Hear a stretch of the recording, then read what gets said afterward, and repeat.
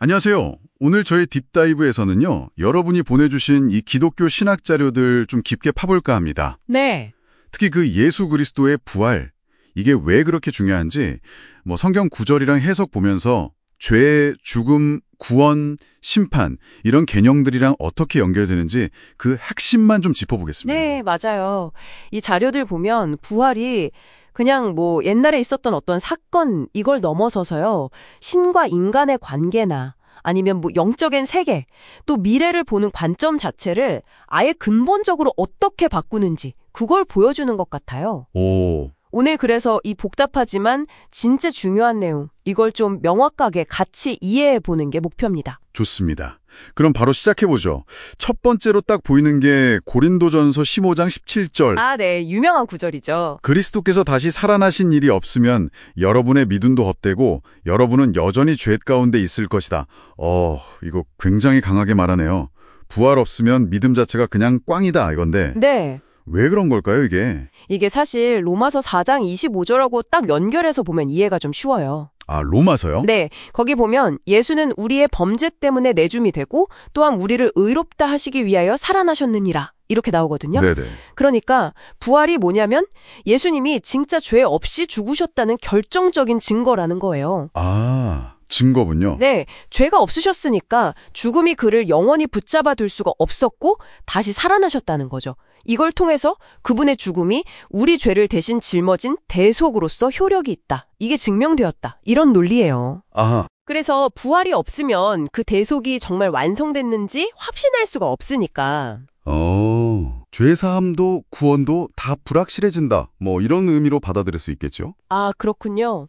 그러니까 십자가 죽음이 우리 죄 때문이라면 부활은 그게 성공적으로 죄값을 치렀다는 하나님의 확인 도장 같은 거네요. 네, 그렇죠. 그렇게 볼 수 있겠네요. 일종의 확증인 셈이죠. 이야, 이거 흥미롭네요. 그럼 다음으로 넘어가서 자료에 하데스 아니면 음부 이 개념이 자꾸 나오던데. 네, 맞아요. 시편에도 나오고 호세아에도 나오고 이게 정확히 뭐고 부활하고는 또 어떤 관계가 있는 건가요? 성경에서 보통 하데스나 음부라고 할 때는요, 그냥 죽은 사람들이 가는 장소, 이런 개념보다는 좀 더 죽음 자체의 권세 혹은 그 힘이 미치는 영역, 이런 걸 상징적으로 나타낼 때가 많아요. 아, 죽음의 권세? 네. 히브리서 2장 14절 같은 데 보면 사망의 세력을 잡은 자 곧 마귀 이런 표현도 나오고요. 네. 그 배경에는 야고보서 1장 15절처럼 죄의 결과는 결국 사망이고 이 죽음의 힘 아래 모든 인간이 놓여 있다. 이런 전제가 깔려 있는 거죠. 그렇죠. 그런데 예수님의 부활이 바로 이 죽음의 권세를 그냥 깨트려버린 사건이다. 이렇게 해석하는 거예요. 깨트렸다? 네. 디모데후서 1장 10절에서는 예수님이 사망을 패하셨다 이렇게 선언하고 마태복음 16장 18절에서는 교회를 향해서 음부의 권세가 이기지 못하리다 이렇게 말씀하시잖아요. 네, 맞아요. 그러니까 부활은 죽음과 그 권세, 즉 하데스에 대한 근본적인 승리 선언인 셈이고 이걸 믿는 사람들도 결국 그 승리에 동참해서 죽음으로부터 해방될 거다 이런 약속까지 담고 있는 거죠. 와, 단순히 그냥 죽었다 살아는 개인적인 사건이 아니라 인류 전체를 묶고 있던 그 죽음이라는 거대한 권세 자체를 이겨버린 거다 이런 관점이네요. 그렇죠. 스케일이 훨씬 큰 거죠. 그렇다면 이 부활이 미래의 심판과도 연결된다는 건 또 어떻게 봐야 할까요? 사도행전 17장 31절에 뭔가 내용이 있는 것 같은데요. 네, 맞습니다.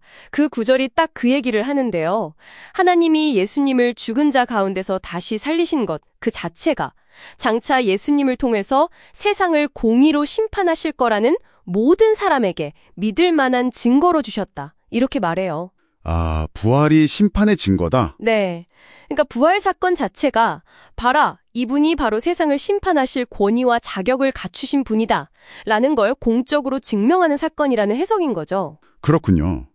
그리고 더 나아가서 이 자료들은 예수님의 피로 새 언약이 세워졌다고 설명을 해요. 새 언약. 네, 이 새 언약의 핵심은 결국 하나님 사랑, 이웃 사랑인데 이 언약을 따라서 사는 삶 자체가 믿음의 증거가 되고 이게 마지막 심판 때 중요한 기준이 될 거다. 이렇게까지 연결하고 있습니다. 와, 부활 하나에 과거의 대속 확증, 현재의 죽음 극복, 그리고 미래 심판의 기준까지 다 연결되는 거군요. 대단하네요. 네, 그렇죠. 아주 핵심적인 사건으로 보는 거죠. 자, 그럼 마지막으로 또 흥미로운 지점이 하나 있었어요. 구약에서는 성전에 하나님의 이름을 두셨다, 역대하 7장 16절 이런 데 나오는데 네네. 신약에서는 예수님 자신이 성전이다. 요한복음 2장 21절에. 그리고 기도하는 방식까지 바뀐다고요? 이건 무슨 의미인가요? 아, 네. 이 부분도 상당히 중요하고 또 부활하고 깊이 연결됩니다. 오, 자료들을 보면 예수님이 아버지의 이름으로 오셨다. 요한복음 5장 43절에 그렇게 나오는데 이게 그분 자신이 하나님의 임재와 권능이 머무는 성전과 같다는 의미를 이미 가지고 있다는 거예요. 네. 그래서 예수님이 땅에 계실 때는 제자들이 예수님을 통해서 하나님께 나아갔잖아요. 그렇죠. 근데 결정적인 변화는 부활하고 승천하신 이후에 일어난다는 겁니다. 부활 이후에요. 네. 이 자료들의 설명은 부활하신 예수님이 하늘 보좌에 앉으시면서 아버지의 이름, 그러니까 모든 권세와 통치권을 상속받으셨다는 거예요. 권세를 상속받았다. 네. 그래서 이제 믿는 사람들은 예수님의 이름으로 직접 예수님께 구할 수 있게 되고 요한복음 14장이나 16장에 나오듯이요. 아, 하나님 아버지가 아니라 예수님께 직접. 그렇죠. 그리고 예수님이 직접 응답하신다. 이런 개념으로 전환이 되는 거죠. 기도 응답의 주체가 바뀐 셈이에요. 와. 그리고 더 나아가서 부활하신 예수님이 또 자신의 이름으로 성령을 보내주시잖아요. 네. 그래서 믿는 사람들 안에 성령이 거하시게 되는데 이걸 통해서 성도 한 사람 한 사람이 성령을 모신 성전이 된다. 이런 설명까지 이어지는 겁니다. 이야, 정말 엄청난 변화네요. 그럼 정리를 좀 해보면 오늘 살펴본 이 자료들은 예수님의 부활을 그냥 단순히 놀라운 기적 이렇게만 보는 게 아니고 네, 그렇죠. 기독교 신앙 체계 전체를 그냥 떠받치고 있는 기둥으로 설명하는 거네요. 주의 사함의 확증부터 시작해서 죽음 권세에 대한 승리, 미래 심판의 근거, 그리고 하나님과 소통하는 방식, 기도까지 모든 게 다 부활에 달려있다. 이런 거군요. 정확합니다. 네. 이 자료들의 핵심 주장을 요약하면 딱 그거예요. 부활을 통해서 예수님의 신적인 정체성, 또 그분이 하신 대속사역의 완전한 효력이 입증됐고 인류를 묶고 있던 그 죽음의 힘이 결정적으로 패배했고 하나님과의 새로운 관계, 즉 새 언약이 시작됐고 심지어 기도하고 응답받는 방식까지 완전히 제정이 되었다는 거죠. 와, 알겠습니다. 자, 오늘 딥다이브는 여기까지 해야 할 것 같습니다. 마지막으로 여러분께 생각할 거리 하나 던져드리고 마무리할게요. 네.